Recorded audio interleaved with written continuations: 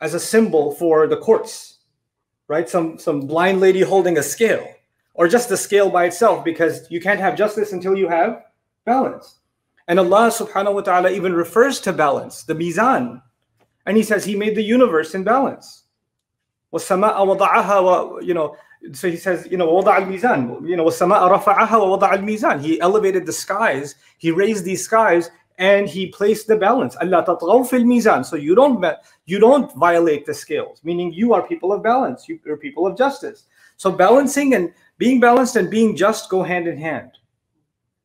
Now, where does this declaration that we have been made an ummah, that is in the middle, placed? It's placed in Surah Al-Baqarah, which is a profound thing to ponder. Allah talked about a nation that came before us. They were given a book. Just like we are a nation, we've been given a book. They were given a book, and they spent many centuries with their book. And today, in 2021, when we're reading that, we're now a people that were given a book, and it's been many centuries. Right? So we have some things in common with the people that were being talked about. They were given a book, and they had a lot of centuries with it. We were given a book, we had a lot of centuries with it. Then Allah says what they did with their book is, instead of using it or being empowered by it as a means of being united, they broke up and they fought each other and they killed each other. And they used their knowledge of the book as a means of declaring one supremacy over the other. وَمَا تَفَرَّقُوا إِلَّا مِنْ بَعْدِ مَا جَاءَهُمُ الْعِلْمُ بَغْيًا بَيْنَهُم. They didn't fall into disagreements except even after, especially after knowledge came, just as a way of one-upping each other. So knowledge was a way of this group refuting that one, this one refuting that one. These guys are kafir, those guys are kafir, their blood is halal, their blood is halal. This is what they used to do. This is what they did. He talks about how He gave them clear mandates of what is permissible and what is not permissible. And they played with Allah's law. They wanted to find some way of, just give me some way where I don't have to obey it and still feel good about myself. Allah talks about this nation that when they were given this book, and when someone would remind them of what the book says, they would actually declare war on them. They would declare war on them. Allah talks about their hypocrisy, where they would shed each other's blood, no problem. They were given this mandate because they were an ummah, right? An ummah is supposed to be, like the Prophet ﷺ said, you're supposed to be one body. You're not going to spill each other's blood. He told the Muslims of that time, the ones that came before us, He told them, you will not spill each other's blood. And you will not kick each other out of your homes. You will not expel each other from your homes. ثُمَّ قَرَرْتُمْ. Then all of you agreed. وَأَنْتُمْ تَشْهَدُونَ. And all of you bore witness. ثُمَّ أَنْتُمْ هَؤُلَاءِ تَقْتُلُونَ أَنفُسَكُمْ. Then you are the very same people that were killing each other. وَتُخْرِجُونَ فَرِيقًا مِنْكُمْ مِنْ دِيَارِهِمْ. And you were expelling a group from among you out of their homes. تَظَاهَرُونَ عَلَيْهِمْ بِالْإِثْمِ وَالْعُدْوَانِ. And you were, making aggressive movements towards them with animosity, meaning you, the Muslims, which was the Israelites of the time, were making aggressive moves against other Muslims, the Israelites of the time. And then on top of all of that, when they would engage in this crime, believer versus believer, when things would go really bad, and then when Muslims fight each other, what happens? Back in the day, when the Israelites fought each other, their empire became weak, and outside nations came and invaded them. And because they are no longer powerful, and whenever a nation becomes weak, other forces step in. Right? That's what happens. And one of the best ways to weaken a nation, Russians understand this about the United States nowadays. One of the best ways to weaken a nation is to get them to what? Fight each other. Right? So when the Muslims of that time fought each other, the Assyrians, the Babylonians, the ancient great powers of the time that were actually on par with the Israelite nation, then saw their weakness and started invading them.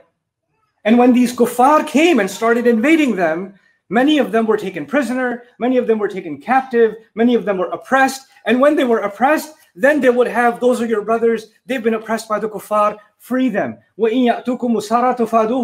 they would come to you as prisoners, then you would say, give ransom for them, give relief to your brothers. Give relief to your brother. Like in the same ayah, Allah says, you were the ones who were at each other's throats, and because of being at each other's throats, you became so weak that other nations came and devoured you. And when they started devouring you, you said, no, help your brother. But you're the one who caused the weakness to begin with. You did it. You were a powerful ummah. Allah was with you.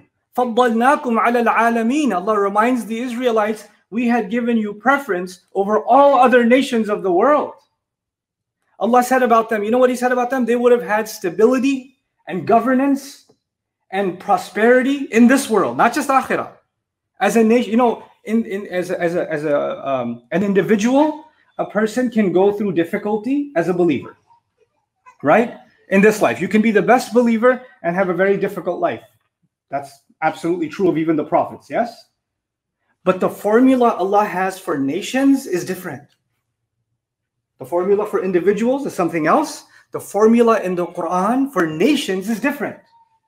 Allah says, وَلَوْ أَنَّهُمْ أَقَامُوا التَّوْرَاةَ وَالْإِنْجِيلَ لَأَكَلُوا مِنْ فَوْقِهِمْ وَمِنْ تَحْتِ أَرْجُلِهِمْ. Had they lived by the Torah and the Injil, had they established the Torah and the Injil, had they applied the book of Allah given to them, they would have eaten from above and from below. The rizq would have been flooded open. Allah's protections and His blessings would have flooded them. What is Allah saying? The reason they went into suffering is they abandoned the book of Allah.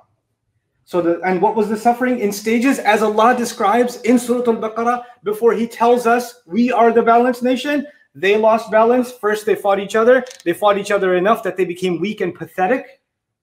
And when they became weak and pathetic enough, they became fodder. They become easy kill for their enemies.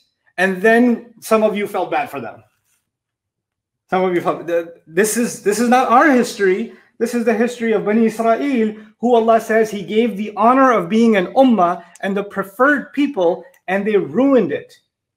And they are no longer in that position. And Allah has now decided that He should test, not just honor you and me, test us with the same exact position. Now, why do you think half of this surah is describing their failures?